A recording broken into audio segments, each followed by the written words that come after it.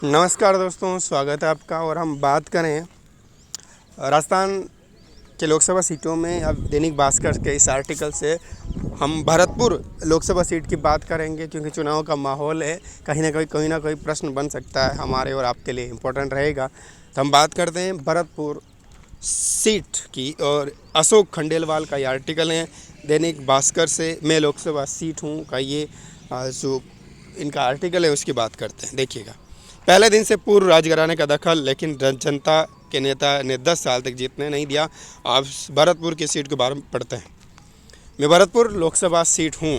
जाटों की रियासत वाले इस क्षेत्र में मैंने पूर्व राज परिवार का दखल आम चुनाव से ही देखा है। पहले चुनाव में राज परिवार के गिरिराज शरण सिंह जीत गए।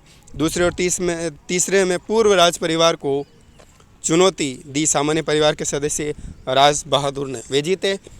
लेकिन 1967 में पूर्व महाराजा ब्रजेंद्र सिंह खुद राज बहादुर को चुनौती देने उतरे, जीत भी गए।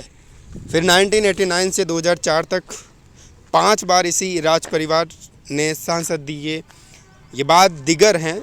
इसके बाद ये सिलसिला हमेशा के लिए थम गया, क्योंकि परिसीमन के कारण मुझे 2009 के चुनाव से SC कैटेगरी में डाल दिया गया और पूर्व राज परिवार के सदस्य चुनाव लड़ने से वंचित हो गए। मेरी सीट से सबसे ज़्यादा 3 बार राज बहादुर और विश्वेंद्र सिंह को लोकसभा में जाने का मौका मिला। मेरी सीट पर अब तक 17 सांसदों में से 3 महिलाएं चुनी गई। इनमें भी पूर्व राज परिवार से कृष्णेंद्र कौरदीपा और दिव्या सिंह शामिल हैं, जबकि रंजीता कोहली मौजूदा सांसद हैं। असल में अब तक 17 बार के चुनावों में केवल 8 महिलाएं ही मैदान में उतरी हैं।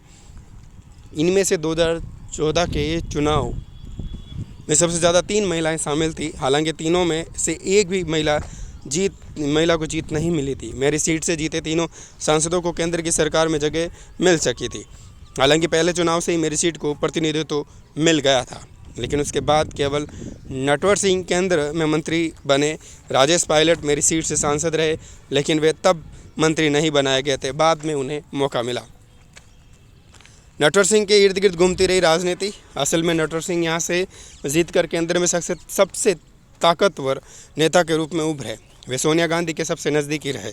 उनके कारण ही भरतपुर को संभाग बनाया गया, जिसमें अलवर को भी शामिल कर लिया गया। हालांकि अलवर के लोगों ने विरोध किया था, वो जयपुर का हिस्सा था बना।